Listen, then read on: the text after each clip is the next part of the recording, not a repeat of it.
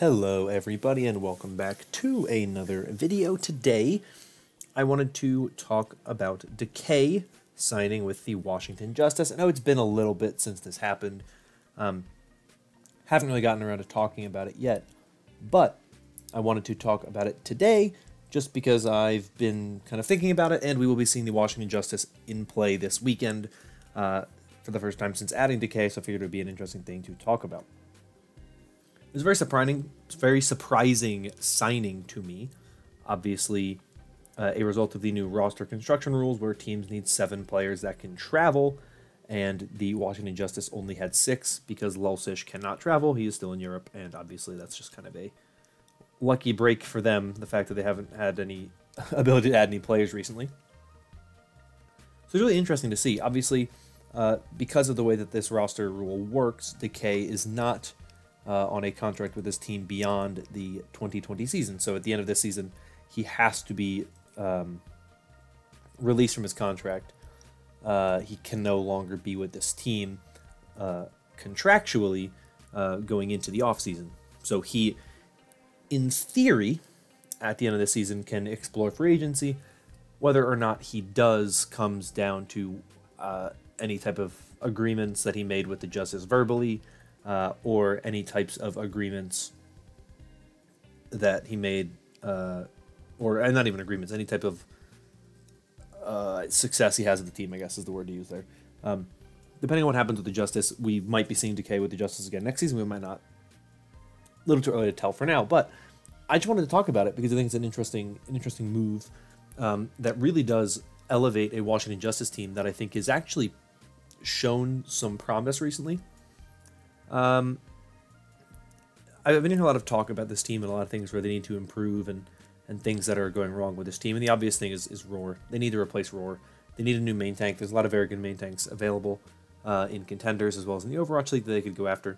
The big name, of course, being Mag in Contenders Korea.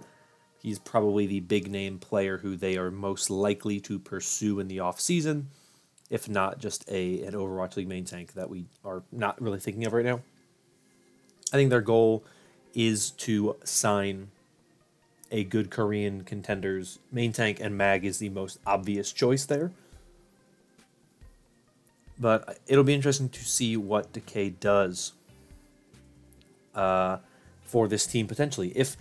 If the Justice came to a verbal agreement with Decay, which I feel like the Justice wouldn't make this signing unless they were confident that Decay would be with this team long term, because it's kind of a risk to sign a player like Decay, a huge name, for potentially only 2 matches. One against the Shock at the end of the season, and one when you start getting into playoffs, where you don't know what can happen. And obviously this team wants to be able to compete the best they can. They see a spot where they can instantly upgrade this roster and potentially bring in this really great player for the future, and I think that that's the opportunity that they are taking. That is the hope and the jump and the leap that they are taking, is that by doing this, they will have a really, really, really good player for the future, and I think that that is a huge, huge, huge part of why they did what they did. Like I said, I don't know if there is any way of knowing for sure if this is something that is long-term by verbal agreement. It's obviously not something that is legally agreed upon, because there is something that can't be done about that because of the way that the contract works.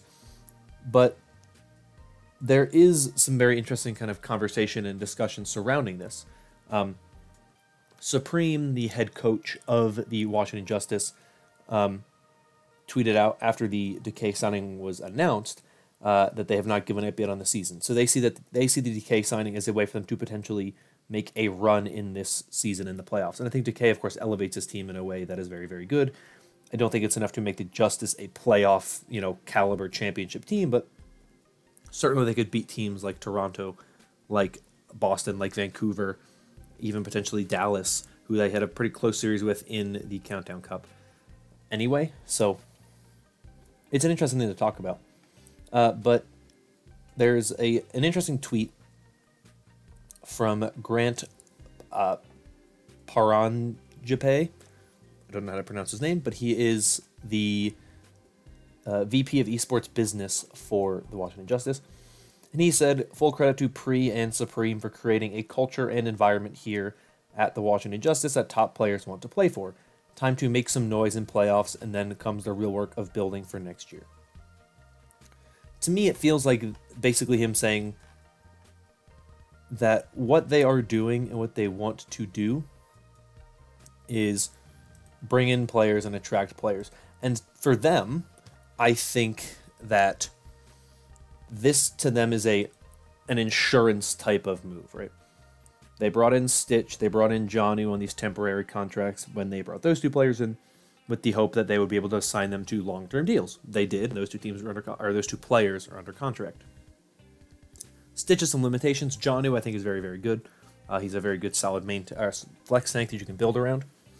Now they look and they say we can bring in Decay, bring him into the Justice culture, motivate him potentially to re-sign with us come the off season.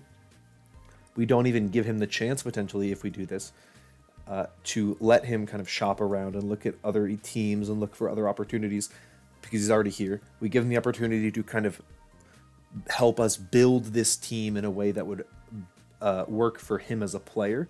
We can bring in new tanks and new supports and new players who Decay likes. They can basically build a roster around Decay, which is obviously a very touchy subject for a number of people. And I think it's an interesting topic to discuss because I think a lot of people would say that it's not smart to build your roster around essentially the demands of a star player because at that point in time, you're giving too much control to one player and you're making that player the center of your team. And if that player becomes a problem, you've just dedicated an entire team where essentially the entire team's culture is this player is the center of attention and this player is really like the leader of the organization. And you want to avoid stuff like that. I really don't know what to expect from this signing long term. There are a lot of teams that will be interested in Decay. We know the Justice were interested in them. I look at a team like New York. I'm not just saying this as a New York fan. New York's weakness in terms of DPS comes from their flexibility in that hit scan department. Nene is a good player. SBB is a good player. Neither of them have shown this season the kind of transcendent skill or the elevating play that we've seen from players like Carpe and Happy and Fleta so far this season, especially on the hit scan role, or even like Striker on the Tracer, Once. So if you're New York and you can say, hey, we can have Hoxall on Flex DPS and Decay on our hit scan DPS, like that's a huge upgrade over what they have now. And that would be a thing to really elevate a team that's already good to become a top team, an excellent team, potentially one of the best teams in the league by adding one player who really kind of helps shore up some of those issues that they've had in terms of flexibility. Because New York has run a lot of Libero recently on hitscan DPS, and it's weird, and it doesn't look very good. So it's an interesting thing to look at potentially. Decay being signed to the Justice, potentially with the understanding and hope that this is a long-term deal. Now, as I said with that tweet I read before, it makes it seem to me like the Justice want to put in their all for this season and really want to try for this season, and they don't want to just say, you know, GG, go next season. And they actually think that they have a chance this season to do something good, to be a good team, to be a solid team, to get some wins in the playoffs, to make a run late in the season. And it's certainly possible in a limited capacity, I think. I don't think this team is making the top four. I don't think this team is going to be dominating teams by the end of the playoffs by any means, but they at least have the capabilities and the capacity to upset some teams like the Valiant, like Florida, you know, like even potentially The Gladiators, you know, those are teams that like they could beat, and I mean they've already beaten the Gladiators without Decay. You bring in Decay, you have an excellent player there who already has some pre-existing synergy with Roar. It's an interesting thing I'm excited to see, but I'm really going to keep my eyes on this one for the future, because I think the Justice, if they can build a team around Janu and Decay, they can make a really, really good roster. I know there's a lot of problems with the support line and the way this team plays together, and that's something you have to work on. You have to work on team synergy. Obviously, Roar is a huge problem for this team, but I don't think that Aim God is necessarily a player that you can't hold on to and help kind of build a roster with him in mind. Sure, you definitely want more supports. You want, you know, additional players in your support line, because Aim God and Arc have not shown the most promise this season. Roar has not shown a ton of promise this season. And I think depth at DPS is a huge necessity that every team needs, and I think that's something that the Justice are no exception. But I don't think the Justice are that far away. They have the pieces of a good roster. They just have to put it all together and find the right pieces to make it work. I don't necessarily think that this is going to be an easy turnaround for them. They have to put in the work and the time, but I'm interested to see what happens with Decay long term. But I'm very interested to see how this Justice team performs now, and if that will be enough to be able to convince Decay to stay with the team going into 2021. There was a lot of discussion earlier in the couple months, I believe, like when Decay had kind of benched himself for those couple weeks, when they lost to the Vancouver Titans. You know, there's the talk that he was playing Valorant and he was focusing on that. He wasn't playing Overwatch. And like this to me completely dispels those rumors. This completely to me looks like Decay was actually putting in time in the game, and he just didn't have a good relationship with the Dallas Fuel organization. It didn't work out well there, and I think that that's what it came down to, and that's shown by the fact that he basically said, "I'm going to sign for so little time to be on this team just because I want to play this game that I love," and it's an interesting thing to look at. So we'll be following this one pretty closely. I'll give my thoughts on Decay. Certainly, hopefully we see him play this weekend. I'd imagine we will.